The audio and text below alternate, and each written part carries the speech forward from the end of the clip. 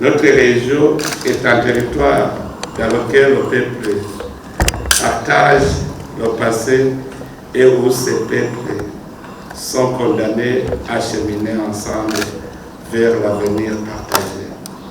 Mais hélas, cette région, pourtant riche en ressources naturelles et en ressources humaines dynamiques, est en ébullition. Il est proie à des atrocités sanguinaires et surtout en RDC. Il est alors temps, si ce n'est pas tard, de penser ensemble comment éteindre ce fait qui fait des ravages depuis 1994 jusqu'à ce jour. C'est dans cette logique que le Burundi s'inscrit. Excellences, Mesdames, Messieurs, lors de notre cérémonie d'échange de vœux, j'ai interpellé la communauté internationale à agir autant que faire se peut, car si elle ne fait pas attention, ce conflit risque d'embraser toute la région et personne ne gagnera dans les effets de cette guerre. Cette déclaration est venue des informations fiables dont nous disposions et on n'a pas voulu que ces choses arrivent à la surprise de tout le monde. Le Burundi, fidèle de ses principes de paix et de solidarité, demeure profondément préoccupé par la détérioration de la situation sécuritaire en République démocratique du Congo.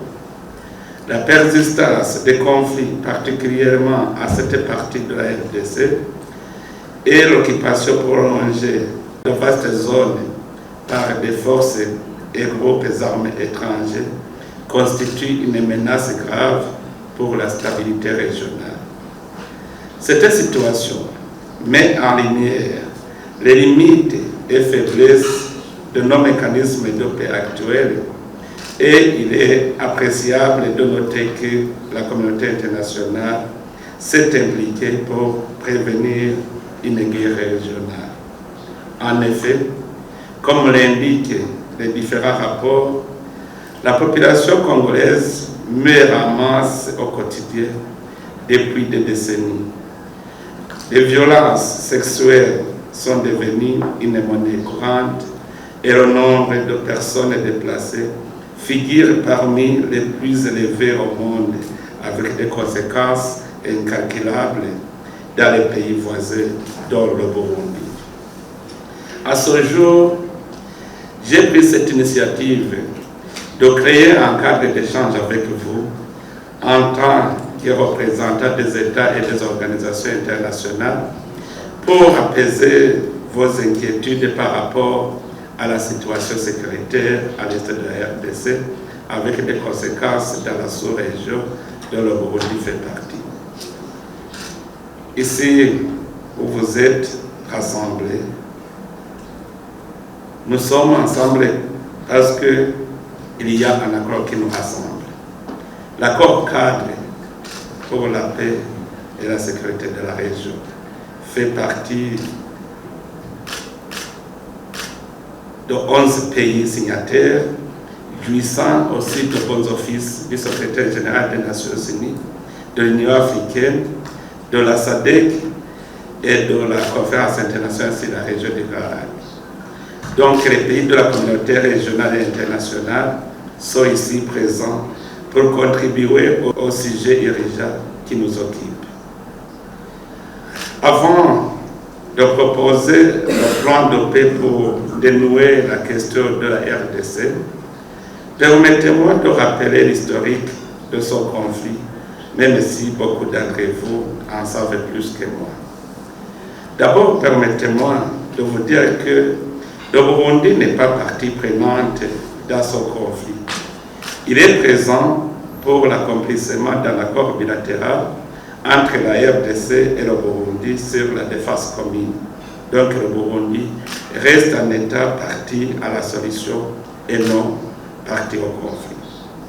Et ça, mesdames, messieurs, beaucoup d'initiatives, des efforts de paix ont été prises pour que la RDC puisse recouvrer la paix. Certaines d'entre elles sont les suivantes. Le 24 février 2013, il a été signé l'accord cadre pour la paix, la sécurité et la coopération pour la RDC et la région, sachant que l'Est de la RDC demeure le centre d'intérêt pour les États signataires et les garants de l'accord. Cet accord cadre actuellement sous la présidence du Burundi.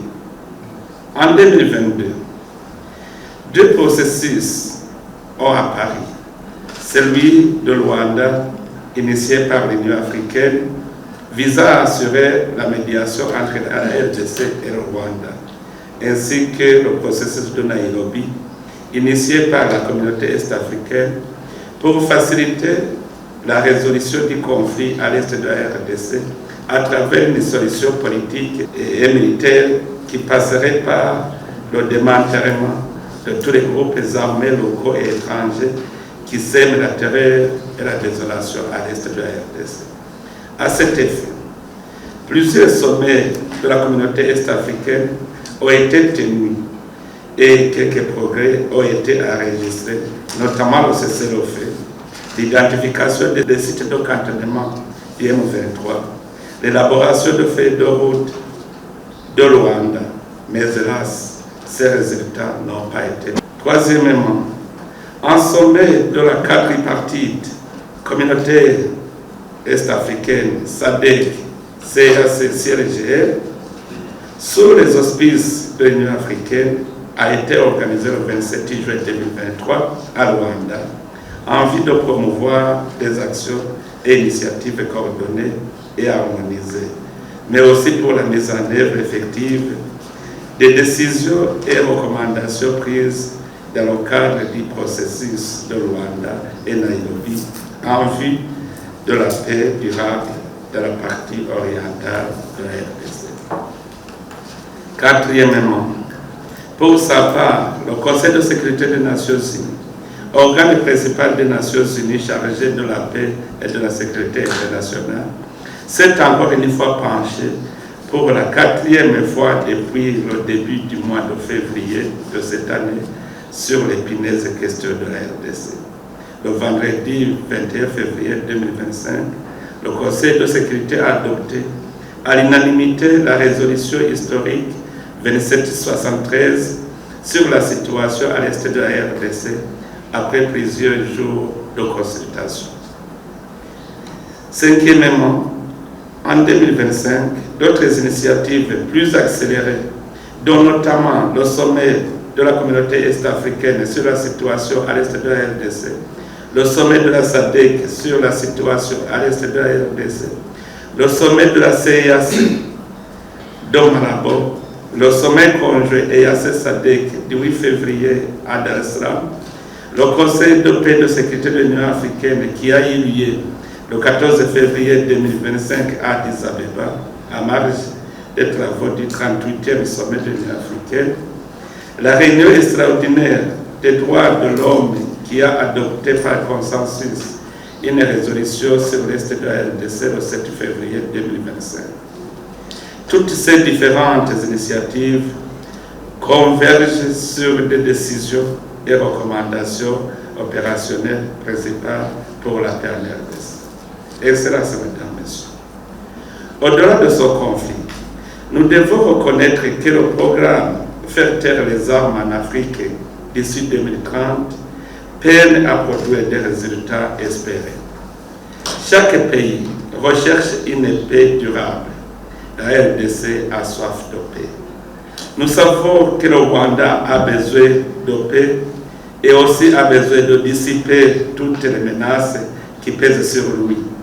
Mais aussi, il faut noter que pour résoudre un problème qui suscite les intérêts des uns et des autres, il faut toujours se mettre dans la peau de l'autre. Le Rwanda a besoin de paix et la RDC aussi. Pour avoir la paix, il ne faut pas que cette paix se gagne dans le bain de sang du prochain. C'est pour cela que le Burundi, en tant qu'observateur avisé, doit émettre sa contribution pour la paix dans cette partie de la RDC et de la région, car c'est la maison de ton prochain pays il ne faut pas fermer les yeux, la vôtre aussi est sous menace. À cet égard, nous voulons partager notre proposition de plan pour la paix en RDC, qui s'approche d'ailleurs à la position que le Conseil de paix et de sécurité de l'Union africaine vient de rendre publique ce 21 février 2025. Le Burundi propose un plan de paix en 5 points qui s'articule autour des principes de dialogue, de coopération régionale et internationale et du respect des souverainetés nationales. Voici les éléments clés de notre proposition de plan de paix pour la RDC et la région.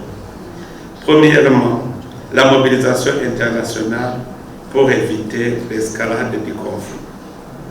Ici, nous nous réjouissons déjà que la communauté internationale s'est déjà penchée sur cette question épineuse et en fait un suivi régulier. Une réponse rapide, cohérente et déterminée contribue à éviter un embrasement régional dont personne ne peut prendre avec précaution les conséquences sécuritaires et humanitaires dans la région avec des ramifications possibles sur les autres régions du continent. Deuxièmement, le retrait des forces étrangères non invitées et le démantèlement des groupes armés. Pour parvenir à une paix durable, il est nécessaire que les forces étrangères non invitées se retirent de la RDC. Parallèlement, la communauté internationale doit soutenir activement le démantèlement de tous les groupes armés, à la fois locaux et étrangers, dont les FDLR, qui continuent à nourrir l'instabilité dans la région. Il est crucial que ces actions soient menées de manière à protéger les civils congolais qui sont les principales victimes de cette violence. Nous sommes convaincus que si la République du Rwanda a la garantie qu'elle ne sera pas attaquée par les FDLR sur son territoire, les autres sujets pouvant provoquer des conflits entre les deux États peuvent être dissipés par voie pacifique. Un jour de plus sans action concrète d'arrêter la guerre à l'est de la RDC équivaut à des centaines de morts des civils innocents, y compris les femmes. En cas d'immobilisme, l'histoire retiendra qu'à un moment donné, la communauté internationale a laissé la situation à l'est de la RDC se dégrader avec les conséquences graves sur le plan sécuritaire et humanitaire. Notons ensemble que la crédibilité de ce prestigieux conseil, organe chargé de la paix et de la sécurité internationale, en dépend. Troisièmement, le M23 est la voie du dialogue intercongolais. Il est impératif que si le M23 se revendique réellement congolais et intègre le processus de paix intercongolais sous la facilitation du président Kenyatta, facilitateur désigné par la communauté est-africaine. Une fois que le M23 pourra se séparer des forces de défense du Rwanda et se montrer que sa composante est congolaise, le gouvernement de la RDC, c'est une expérience déjà vécue lors du processus initié par la communauté est-africaine. Si cela est fait, ce processus devrait permettre aux Congolais de trouver eux-mêmes des solutions à leurs problèmes sans ingérence extérieure. Nous croyons que le dialogue interne est la seule voie pour arriver à une paix durable en RDC, respectant la souveraineté et l'intégrité du pays. Quatrièmement, un cessez-le-feu immédiat et inconditionnel. Pour que ce plan se réalise, il faut créer les conditions favorables à la paix, ce qui montre l'engagement de chaque partie au processus de résolution pacifique des conflits. Pour cela, le Burundi appelle à un cessez-le-feu immédiat et sans condition pour permettre l'acheminement de l'assistance humanitaire et créer un environnement propice au dialogue intercongolais. Ce cessez-le-feu serait un premier pas vers une résolution pacifique de conflits, réduisant la souffrance des civils, en particulier des femmes et des enfants, qui sont les premières victimes de cette guerre. Une fois respecté, le cessez-le-feu permettra le désengagement des forces belligérantes et de favoriser le retour des déplacés internes et aux réfugiés de retourner dans leur foyer et aux élèves de regagner l'école. Cinquièmement, le renforcement des mécanismes régionaux et internationaux. Enfin, il est crucial de renforcer le Conseil de paix et de sécurité de l'Union africaine et d'assurer un financement suffisant pour les opérations de paix en Afrique, surtout garantir les forces d'interposition rassurantes. Le Burundi plaide également pour une accélération de l'opérationnalisation de la force africaine en attente, afin de permettre à l'Afrique de répondre efficacement à ses propres crises. Une coopération renforcée entre l'Union africaine, les Nations unies et les acteurs régionaux est essentielle pour garantir une réponse cohérente et efficace face à ces défis. Excellences, Mesdames, Messieurs, le Burundi réaffirme son engagement envers la paix et la stabilité en RDC et de la région du Grand Lac. Nous croyons fermement que seule une action collective et une coopération internationale renforcée permettront de surmonter les défis auxquels la RDC est confrontée. Nous appelons tous les membres du Conseil de sécurité à soutenir ce plan de paix dans un esprit de solidarité, de responsabilité partagée pour garantir un avenir pacifique et prospère pour tous les peuples de la région. En définitive, le Burundi saisit cette opportunité pour tranquilliser certains pays qui appellent leurs ressortissants de quitter notre pays suite à la guerre qui ravage l'Est de la RDC, parce que cela crée une panique au sein de notre population. Le Burundi est un pays paisible et se tient prêt à protéger ses citoyens et ses habitants, dont les étrangers résidant au Burundi. Nous avons appris dans notre culture qu'avant de faire la guerre en prochain, il faut lui proposer la paix. Dans nos efforts pour éviter des confrontations entre nos deux pays, nous nous inscrivons dans la logique de résoudre les différends de nos deux pays par la voie pacifique. C'est ce qui a été fait depuis 2020. Le Burundi a pris l'initiative d'initier un dialogue entre le Rwanda et le Burundi et nous nous inscrivons toujours dans cette logique. Jusqu'à ce jour, le Burundi reste ouvert au dialogue avec le Rwanda pour une issue favorable aux deux parties. Ce n'est que si cette procédure échoue et que le Burundi est agressé, c'est à ce moment que le peuple burundais sera obligé de se défendre par tous les moyens. En tout cas, les Burundais ne peuvent plus revivre les souvenirs douloureux que notre passé a endurés dans les mémoires collectives des Burundais.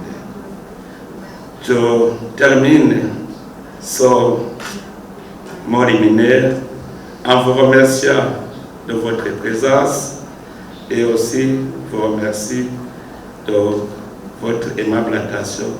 Et maintenant, je voudrais ouvrir des échanges sur cette question afin de contribuer pour la paix de cette région. Je vous remercie.